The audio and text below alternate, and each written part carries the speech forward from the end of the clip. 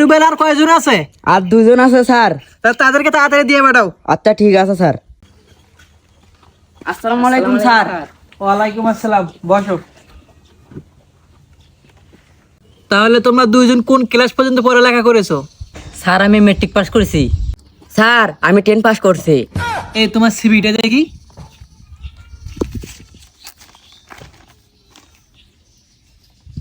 তোমার রেজাল্ট তো অনেক ভালো। আচ্ছা, তোমার চাকরিটা কেন দরকার? স্যার আমি পরিবারের বড় ছেলে, সব দায়িত্ব আমার উপর, তাই আমার চাকরিটা দরকার। এই ছেলে, তোমার সিভিটা দেখি।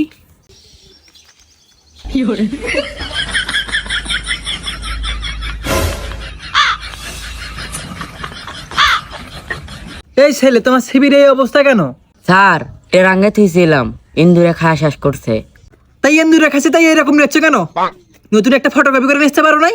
স্যার আমার কাছে টাকা নাই। ও আচ্ছা, তাহলে তোমার চাকরিটা কেন দরকার? স্যার আমার বিড়ি খাওয়ার টাকা নাই, তাই জন্য আমার এই চাকরিটা দরকার।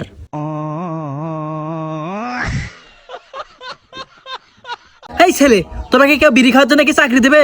আর তোমার বাসা কোথায়? স্যার আমার বাসা হচ্ছে মেরের হাট। এই ছেলে, তোমার বাবার নাম কি? আর তুমি আমার সামনে এই ধরনের কথা বলতেছো? তুমি তো একটা বেয়াদব।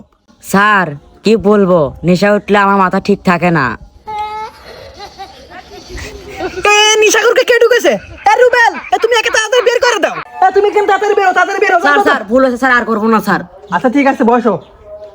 এই ছেলে, তুমি বলো বৃষ্টি কাকে বলে?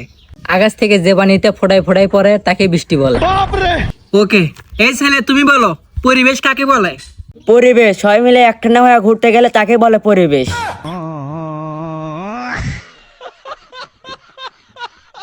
আচ্ছা, তুমি যে বললা, এটা কোন বইয়ে লেখা আছে? কেন স্যার আমার বই তো লেখাই আছে, আমি সারাদিন 24 ঘন্টায় পড়ি। আচ্ছা, তোমার সেই ট্যালেন্ট। আচ্ছা, এটা তো আমাদের মার্কেটিং এর জব। মনে করো তোমার চাকরিটা হয়ে গেছে, তোমাকে তো পণ্য বিক্রি করতে হবে, তাই না? আমাদের তো পণ্য বিক্রি করতে হবে, তাই না? এই কলমটা মনে করো আমাদের একটা পণ্য, ঠিক আছে? এই কলমটা তুমি আমার কাছে বিক্রি করে দেখো। ওকে।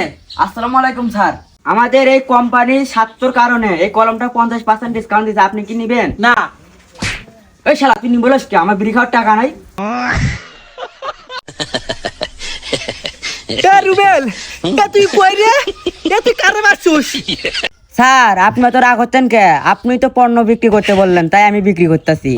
তুই আমার পণ্য বেচা শেখাবি? তোর চাকরি হবে না, তুই যা। স্যার স্যার আর একবার সুযোগ দেন স্যার। তুই আর বেয়াদবি করবি না। তাহলে বস, চুপচাপ বস। তুমি তো বুঝছো, এটা আমাদের মনে করো মার্কেটিং এর জব। আমাদের বাইরে অনেক টাকা পড়ে আছে, সেই টাকাগুলো দিচ্ছে না। সেই টাকাগুলো তুলবে কিভাবে? আমাকে কৌশল দেখাও।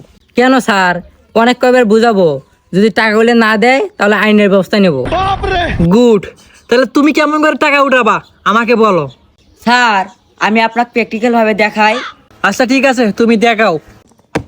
ওই দোকানদার তাতে টাকা বাই কর, ওই বাই কর, তাতে বাই কর, টাকা বাই কর। তুই এখন উঠিস নি কেন?